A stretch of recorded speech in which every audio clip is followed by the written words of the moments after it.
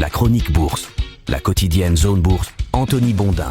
Bonjour et bienvenue dans ce point de marché Zone Bourse. Nous sommes le mercredi 10 juin 2026 aujourd'hui. Le titre de la chronique du jour, c'est « Ça ne respire pas la sérénité à Wall Street ». Un marché américain à deux vitesses, des semi-conducteurs qui passent à l'essoreuse, une tension iranienne qui rallume le risque géopolitique et des chiffres d'inflation américaine attendus cet après-midi comme un verdict. La chronique du jour tresse tout ça autour d'Oracle, dont les résultats seront publiés ce soir et vont faire office de test grandeur nature sur l'état réel de la révolution IA. Il y a un gros contraste actuellement en bourse entre le bouillonnement du marché américain et la relative placidité des places européennes. Un peu comme si on comparait Elon Musk à Mamie Lucette. Encore que ceux qui ont vu Lucette à la fête du cochon en 1962 après quelques verres de gnôle ne partagent pas forcément cet avis. Mais les chiffres sont têtus. Pendant que l'Europe enchaînait une 11e séance consécutive de variation inférieure à 1%, Wall Street passait par toutes les émotions à cause du secteur des semi-conducteurs une fois de plus. Hier en effet, l'ETF iShares Semiconductor, qui est baptisé SOX, S-O-X-X du nom de son ticker, a commencé par gagner 4%. Il a ensuite perdu 7% au pire de la journée, puis il a clôturé à moins 1,6%, l'équivalent d'une immersion dans une machine à laver pendant un essorage intensif si vous voulez. Jusqu'à une date récente, le rythme de croisière des marchés américains c'était 3 pas en avant, un demi-pas en arrière, et bien depuis quelques jours on est plutôt sur 1 pas en avant, 2 pas en arrière. La volatilité elle s'accroît comme le montre le drawdown, c'est-à-dire l'écart entre les extrêmes constaté sur le SOX hier, on était à plus de 11% entre le plus bas et le plus haut. Pour être parfaitement honnête, il me faut quand même préciser que pendant que le Nasdaq s'excitait tout seul, le Dow Jones est resté relativement ferme. Il a même gagné 0,17% au terme de la séance. L'explication elle est plutôt simple, sur les 10 grands secteurs qui composent les indices, 2 seulement ont reculé mardi, la technologie et l'énergie. Alors on retrouve l'énergie là parce qu'aux États-Unis c'est devenu un marqueur du développement des centres de données, donc de l'IA. Le Dow Jones, il a donc surperformé grâce à sa vieille garde, notamment la distribution avec Home Depot, la consommation avec Coca-Cola, Nike, Procter ou encore McDonald's, et aussi la santé avec Johnson & Johnson et United Health. La remontée des doutes sur la corne d'abondance de l'IA se double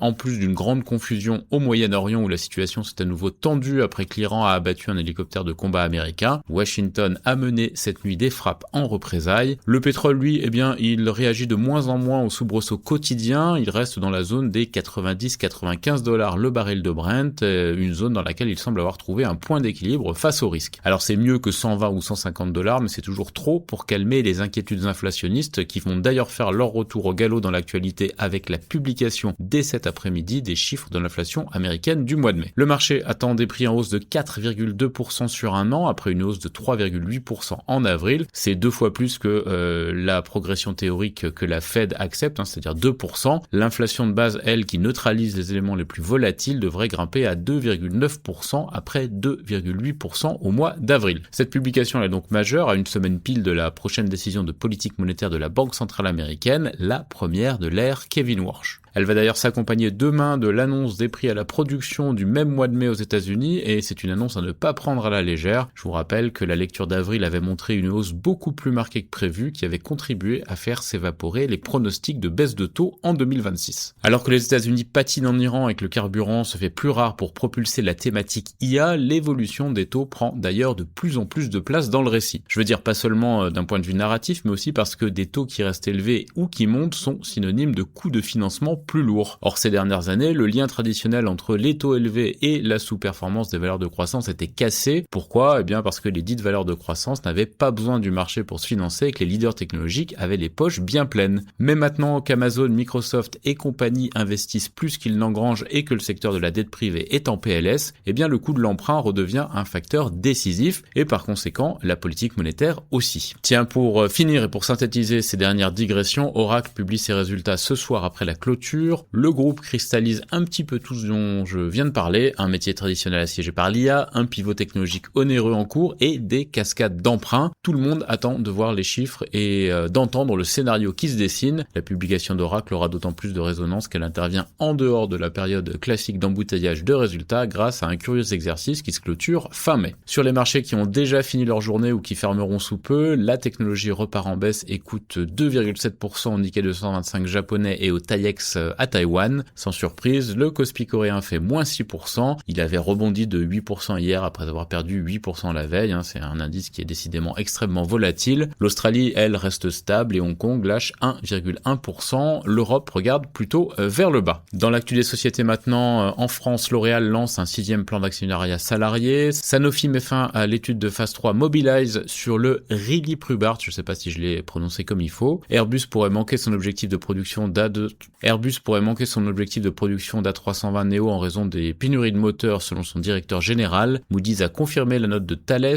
GTT a remporté une commande de cuve pour 2 nouveaux méthaniers. Vivendi va faire appel du rejet de son recours contre la Commission européenne. Ubisoft lance une nouvelle opération d'actionnariat salarié. Tikeo prolonge son mandat de rachat d'actions. OP Mobility signe un protocole d'accord avec Prologium pour le développement de batteries solides destinées à la mobilité. 2CRSI annonce un contrat de vente de 110 millions d'euros de serveurs Gaudi Blackwell Ultra en Allemagne. On a aussi des actus du côté de Selectis, de Partouche, de Maison Pommery, d'AgriPower, de THX Pharma ou de Valbiotis. Dans le reste de l'Europe, Unicredit porte sa participation dans Commerzbank à 37,7%, le taux d'apport atteignant 10,9% à l'issue de son offre publique. L'Allemagne serait un partenaire de poids pour le projet d'avion de combat GCAP selon le patron de Leonardo après l'abandon du SCAF franco-allemand. ING lance un modèle de banque par abonnement sur ses marchés mondiaux. S&P a relevé la note de Telecom Italia à BB+. Julius Baer lève 500 millions d'euros via un placement de titres senior. Avolta a décroché une prolongation de contrat dans un aéroport américain. Et Euronext intègre Alberts à l'indice AEX et CGS à l'AMX à Amsterdam. En Amérique du Nord, OpenAI envisage de louer un centre de données dans l'Ohio avec le soutien de Nvidia selon The Information. La Commission européenne ordonne à Meta de rétablir l'accès à WhatsApp pour les outils d'IA concurrents. Supermicrocomputer va lever 7 milliards de dollars par voie d'augmentation de capital pour répondre à la demande de serveurs IA. Starbucks envisage plusieurs options pour sa filiale japonaise dont une cession de participation selon Bloomberg. Le PDG d'IBM estime que l'IA n'entraînera pas nécessairement une réduction des effectifs. Boeing a été distancé par Airbus en termes de livraison de commandes en mai. Lockheed Martin a décroché une extension de contrat de 154 millions de dollars auprès de l'US Navy. Le CME lance des contrats à terme sur l'indice Nasdaq CME Crypto. General Motors va permettre aux propriétaires de VE de revendre de l'électricité au réseau et mise sur des batteries sodium-ion pour son activité de stockage d'énergie. Enfin, Simon Property lance une émission obligataire. Sur l'agenda des publications du jour, on a donc Oracle aux États-Unis. Dans le reste du monde, Samsung Electronics investit 175 millions de dollars et devient le premier actionnaire d'une société américaine de génétique.